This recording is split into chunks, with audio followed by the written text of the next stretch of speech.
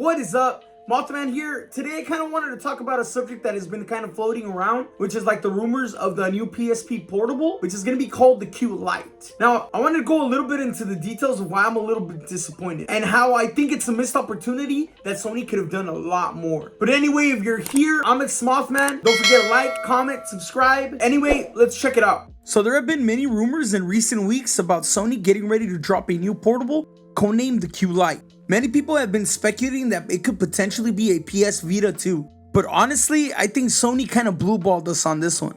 I was initially excited because at first, I thought Sony was about to whip it out and measure up against the likes of Nintendo with the Switch, Valve with the Steam Deck, and then Neo to see who's packing the most heat. But in more recent news, it's been revealed that the Q-Lite Portable is meant to be more of a remote play device. Kind of like what the PS Vita tried to do with the PS4, or kind of like the Nintendo Wii back in 2012.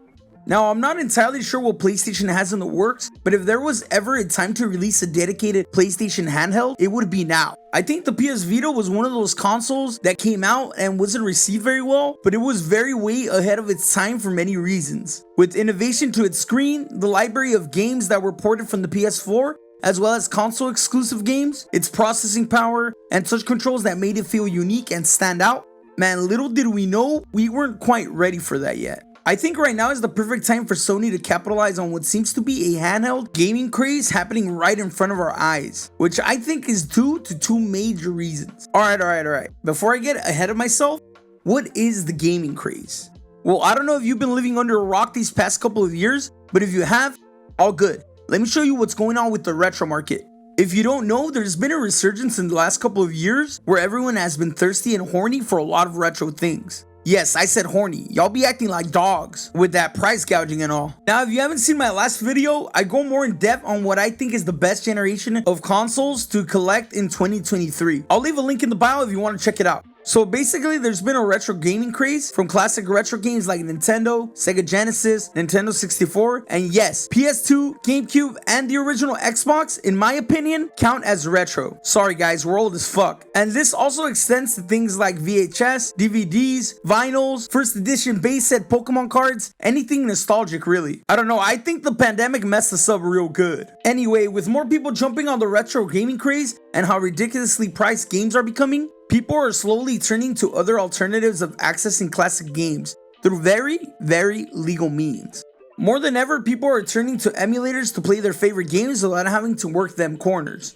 Of all the different emulation devices, one of the more popular ones right now being the Steam Deck, which can pretty much emulate everything and play the same AAA games your $1,500 computer can play, and even emulate the Switch better than the Switch. Now, it's crazy because another alternative that has recently become more popular is the PS Vita. While the Vita is obviously not as powerful as recent dedicated emulator devices, the PS Vita's form factor, 2 analogs, left and right top buttons, and very ergonomic design makes the Vita a god tier emulation device, up to the PS2 without breaking the bank. And the best part is you can honestly find a 1000 series PS Vita on eBay ranging from $115 to $200 depending on the color and model. And that's honestly a hell of a bargain. Alright, but with how popular PS Vitas are becoming, I would try to pick one up before they become harder to find and get the GameCube treatment. The PS Vita, man. I personally think the PS Vita was ahead of its time, but it suffered greatly for two things: timing and competition. It came out during a time where people were starting to get into mobile gaming and phones were becoming more powerful to run games. Like I remember during that time I was in 11th grade and people were jailbreaking their iPhones or Androids left and right in order to run classic games. Damn, those were honestly the days. The Vita also came out in 2011. And you know what else came out in 2011? The goddamn Nintendo 3DS. And honestly, it's hard to compete with Nintendo's heavy hitters like Legend of Zelda, Mario Kart, Super Smash Bros, and Pokemon, which all received their own 3DS ports. And while the PS Vita and the Nintendo 3DS both had a price tag of $250 at launch, the PS Vita's peripherals were ridiculously priced. Memory cards cost $70 for 16 gigabytes and $120 for 32 gigabytes, which was legit half the price of the handheld itself. Oh, and also that memory had to be PlayStation external memory, not any other brand.